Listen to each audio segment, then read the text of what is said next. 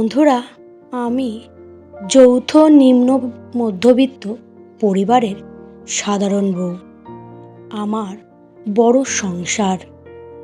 এই বড় সংসারে কিভাবে হিসেব করে চলতে হয় তারই বিস্তারিত ঘটনা আমি তোমাদের সাথে শেয়ার করব বলে চলে এসেছি।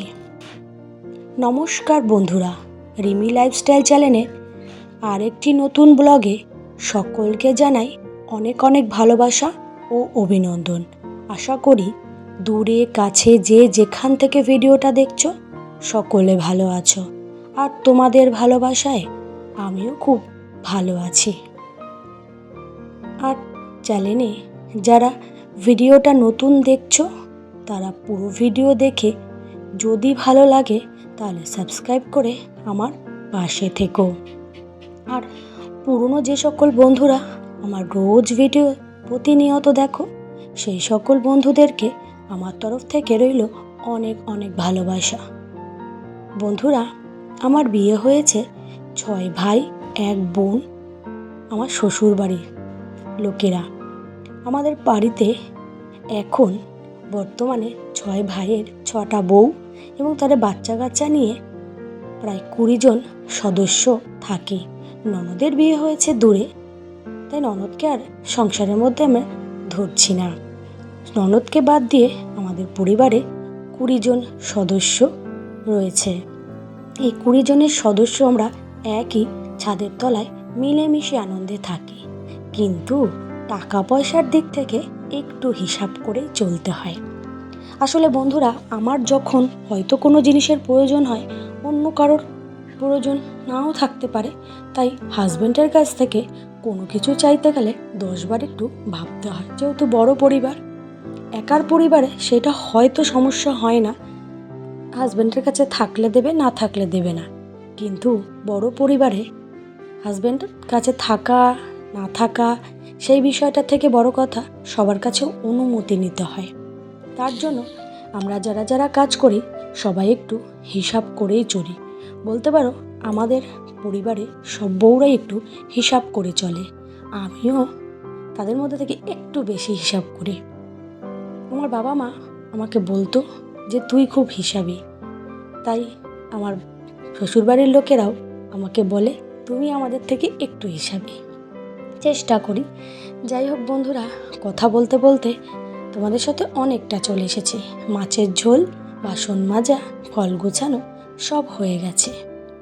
আরে যে স্কুলে যাচ্ছিলাম, যাওয়ার পথে একটা গাছের গোড়ায় কতগুলো কুল পেয়েছি। দেখো, এই কুলগুলো এখন আর পাওয়া যায় না। টক কুলের এখন দাম বেশি, আর সকলে গাছ কেটে ফেলে বাড়ি করছে, যার ফলে গাছও নেই। যাই, এই মেয়েটা দেখলাম কুল গাছটা ঝাঁকিয়েছে, তাই আমি ওর সাথে টোকাচ্ছি, বলছে তুমি নিলে নাও কাকি। তাই আমিও কটা নিলাম। বেশ ভালো লাগলো। খেতে খেতে স্কুলের দিকে চলে গেলাম। স্কুলে যাওয়ার আগে আমি শাকটা না ভাজতে পারিনি, তাই বাড়ি এসে শাকটাকে ভেজে নিয়েছি। শাকটা ভাজার সঙ্গে সঙ্গে ছেলেকে খাইয়ে আমিও খেয়ে ছেলেকে একটু ফল কেটে দেবো বলে বসে পড়লাম। মেয়ে স্কুলে চলে গেছে, তাই ছেলেকে একটু ফল কেটে দিচ্ছি। আসলে আমার মেয়ের স্কুল হচ্ছে বেলার দিকে, আর বাকি বাড়ির যে সকল বাচ্চা তাদের স্কুল সকালে, অর্থাৎ সকালে যায় ওরা, মর্নিং স্কুল ওদের। তার জন্য ওরা সকলেই বাড়ি রয়েছে, তাই আমি ফলটা একটু বেশি করেই কাটবো। আমাদের বাড়ির সবাই বাচ্চাদের একটু দিয়ে খায়। বাচ্চাদের অন্তত সকলে ভালোবাসে, সব ঘরের বাচ্চা। আসলে ভাইরা কখনো কাকার বাচ্চা বা জেঠুর বাচ্চা বলে আলাদাভাবে দেখে না, সবাই ভালোবাসে। আর আমরা বউরাও কখনো এই বিষয়ে ভেদাভেদ করি না, আমরা সবাই মিলেমিশেই থাকি। যাই হোক বন্ধুরা, আমার পরিবারের অনেকটা গল্পই তোমাদের সাথে শেয়ার করেছি। আশা করি প্রত্যেকের ভালো লাগবে, কারণ যৌথ পরিবারে এত মিলমিশে থাকা এখন আর কিন্তু দেখা যায় না। কিন্তু আমাদের বাড়িতে সকলেই মিলেমিশে থাকি, শুধু রান্নাটা আমাদের আলাদা, আর বাকি সবই এক জায়গাতে। এমনকি টাকা পয়সা, চাল ডাল সব এক জায়গা থেকেই দেওয়া হয়। আমি বলি প্রত্যেক দিনের মতো তোমাদের কাছে একটা অনুরোধ, যে পুরো ভিডিওটা দেখে যদি ভালো লাগে তাহলে একটু লাইক কমেন্ট করে আমার পাশে থেকো। আর আবার দেখা হবে নতুন একটা ভিডিওতে। আজকের মতন টাটা।